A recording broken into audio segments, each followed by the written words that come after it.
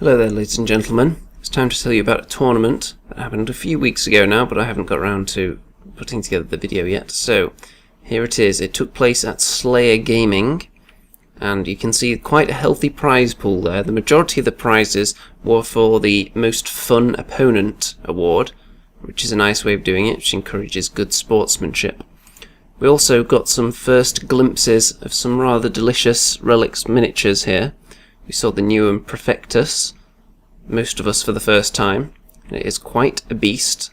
They even had to make different sized bases because it wouldn't fit on the standard large base that they do. And the Britannian Heavy Dragoons, which are quite beastly as well. You probably can't tell from this picture because they're not next to any other Britannian models, but I'm sure you can see out there. If you just look around the internet on the Facebook group, you'll see them with some size comparisons, no doubt. So, on to the first round. I was against Mr. Aaron and his Vatir. In this particular scenario, we were claiming various stones that were about the place. There were 4 of them, I believe.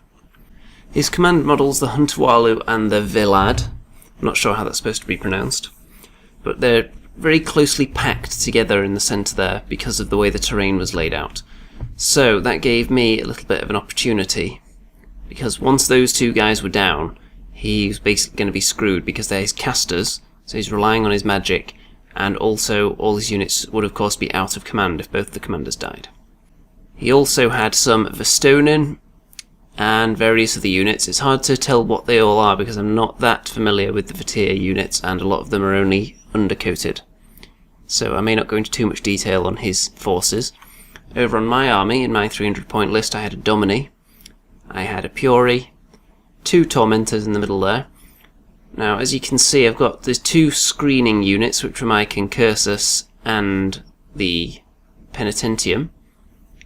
The Concursus in front of the Puri, because she heals them so easily, she can repair them, and the Penitentium in front of the Domini, who is also accompanied by the Medicae, in case he needs some healing hands, and then they can also hop over and heal the Tormentors if need be.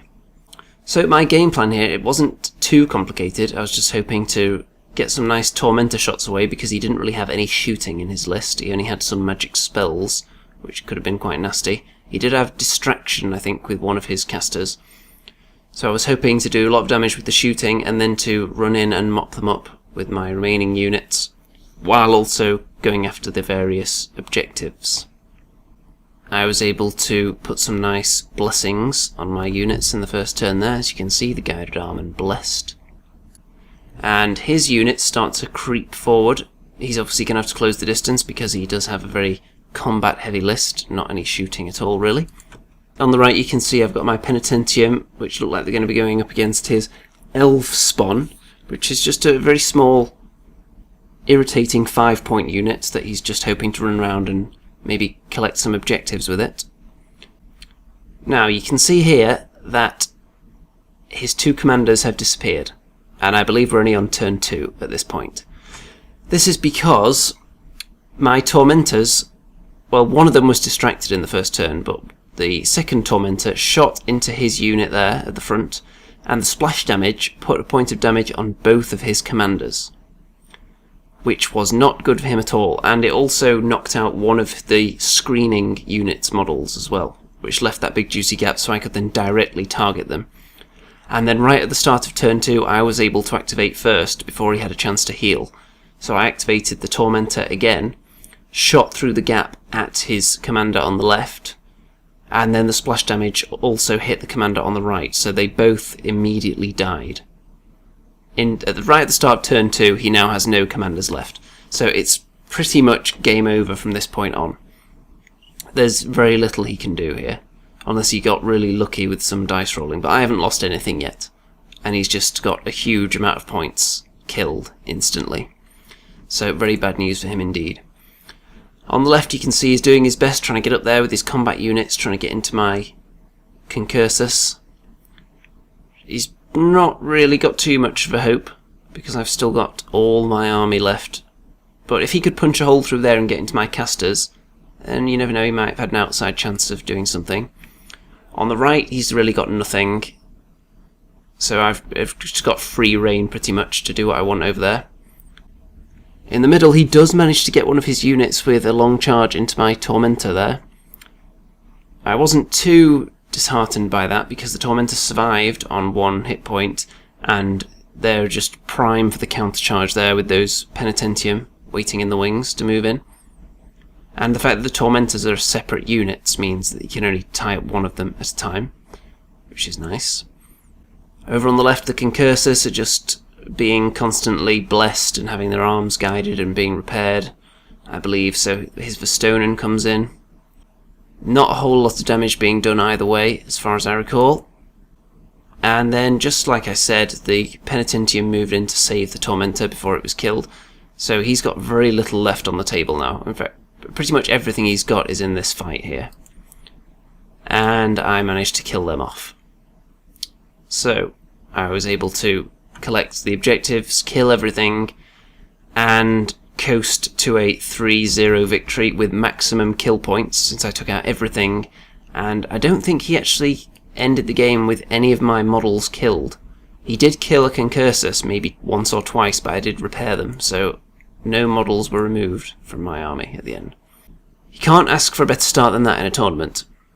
Very unfortunate on his part that his commanders died early, but then he did bunch them together, which is something I'm sure he won't be doing in the future.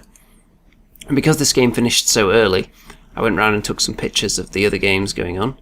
It looks like Spud's Orkney here, from the colour scheme, up against some Newham goodness. And then we've got some Britannon against Vatir. On to round 2. I've gone with the same list. I did bring 2 lists. This is the one I chose to go with again. I was up against Spud and his Orkney, and the mission this time was assassinate the commander. Well, you can see his commander right at the back there. I believe it's the Eel Molder. But my Dominie is just behind my lines. I don't want to keep it too far away because it is a big chunk of my points and a big chunk of my offensive output, so you can't keep it too far away from the battle lines. Whereas, of course, his commander is not really that much use in the battle, so he's just lurking it at the back there. The game started off, it was very timid. He was pretty much backing away while I was shooting 1 or 2 Tormentor shots at the few units that were in range, until eventually he decided, okay, it's time for Spud Smash, so he charges the dogs into the Concursus. And he doesn't do a vast amount of damage from what I can see there. And he does start piling in and killing my Penitentium though, because his, I think it's the Abithian, I don't know if that's the correct pronunciation, I'm just going by the way Spud pronounces it, which is probably wrong knowing him. But he did manage to knock down a lot of my units with his special ability, including the Dominie, I think. So he then came in for the kill and killed off a big chunk of the Penitentium, which leaves the Dominie a little bit exposed. I don't want him to get charged by one of those big nasty units there. So the Dominie kind of retreated behind the Medicae at this point, just to keep him safe, but still within range of using his abilities. Now, I kind of realised it was going to be impossible for me to reach his commander by this point, because she was so far away and he had so many units alive. Him retreating at the start, I'm not going to say I was exactly caught with my pants down, but I was just trying to just chip away at him, shooting-wise, thinking, well, he's probably not even going to bother coming forward now, because I'm not going to get through his lines to get to his commander. So then when he just decided to charge in with everything, he did manage to get into a few units that I didn't want him to be attacking. So at this point I realised I might as well just hide my commander and salvage the points for that. So there he is, just hiding right in the corner, the Dominie. He redeployed over there. So Spud decided to just go around mopping up whatever else he could. The Puri did make a mad dash to try and take his deployment zone because there was a victory point associated with that, but he did manage to spot that and ran some of his units back into his zone, so he was able to take that. As you can see there, he moved back with those units. The Dominie is perfectly safe, but his doggies do manage to eat up most of my units, so I didn't have too much left. And his commander was still alive and well. The Puri did survive the game just about in that combat at the back there. But you can see most of his stuff survived, most of my stuff didn't. He ended up winning 2-1 on victory points. We didn't manage to kill the commanders, we did keep them alive, but he also got a point for controlling more deployment zones. And after that game was over, I had a few minutes to go around taking pictures from the games. As you can see here, the Vatir versus Newham. on that board. Very tasty. I think the other game was already over at this point, which is why I don't have any pictures of that one. Moving on to round 3 and some Newham on Newham crime. I was against the Newham of Mr. James. His list, he has 2 Tormentors in a single unit compared to my 2 Tormentors that are separate. He had 6 Penitentium, a couple of Concursus, a Dedicatus, Domini and the Priori. So some similarities to my list, but also some differences. I decided to go with my list B this time. So I left out the Medicae and brought in the Degena, who you can see over there next to the Domini. And I also only have 3 Concursus in this list. This scenario, there are 5 large crystals which you can flip to your side by activating while touching them. But at the end of each turn, one of them will send out some evil pulse and hit the nearest unit to it. It's randomly determined which crystal it's going to be. But that didn't really factor into the game because it just so happened that the crystal that activated each time was the crystal that nobody was near, or the 1 or 2 times that it was near somebody, it just didn't do any damage. So I'm probably not going to mention them again just because it didn't happen to come up in this particular game. My game plan here, on the left hand side where I had the Domini and the Degena, I was pretty much just keeping the Domini away from his Tormentors because those bad boys ignore defense. So the Domini of course relies on defense because it's large. You can re-roll one of the dice when you're shooting at it, and it only has 6+ hardened. So anything that ignores defense is just going to toast him, especially shooting wise. So I kept him as far away as possible, so I was just going to use him to go after the crystals on the left hand side. I was planning to try and get some shooting in on his Tormentors with mine, because he brought his forward a little bit, which allowed me to kind of strike the first blow, if you will. And also I was keeping my Priori close to the Tormentors, so that if he shoots back they would at least have obscured against the Tormentor shots. The benefit of having 2 of them in a unit is that you can cast Guided Shot on them and it'll affect both of them. So there is logic to doing it that way. There is also something to be said for having them separate because only one of them can be tied up at any given time if a unit charges in, unless you keep them really close together. As you can see, he's advancing up. His Priori is not anywhere near his Tormentors, which is something I'm going to take advantage of in a minute. He sends his 2 Concursus forward. I always find that 2 isn't really enough with Concursus, because they're not vastly survivable. They're more expensive than the Penitentium, and they die pretty much as easily, almost. They do have 5+ hardened, but you're going to be failing that more than you're passing it. So it's good to have more than 2, I think, so you at least have a chance to repair them after they take some damage. My Domini and the Degena are creeping round on the left there. I know I can take this flank quite easily because he only has a Dedicatus and the Priori on this side. So that's going to be my plan. Just hold him up on the right and then go around on the left, cleaning up all the crystals and turning them to my side. On the right, I did manage to get my Penitentium into contact with the crystal, so if I had activated first, I believe I could have flipped it to my side, which is how it works. You can't do that if there's an enemy also touching it though, so it's very important that I would have activated first there. I don't think I did though, so I didn't get to do that. On the left, he sent his Dedicatus forward, which is going to be made mincemeat of by the Domini, because of the Domini's pummel and stretch and rend abilities, which means he can ignore defense, which is punching through the armor of the Dedicatus quite handily, so he's just relying on his 4+ hardened, but that's only going to last him so long. He's going to be able to do very little back to the Domini. The Dedicatus isn't an ultimate killing machine by any means. You really need to get some kind of combo.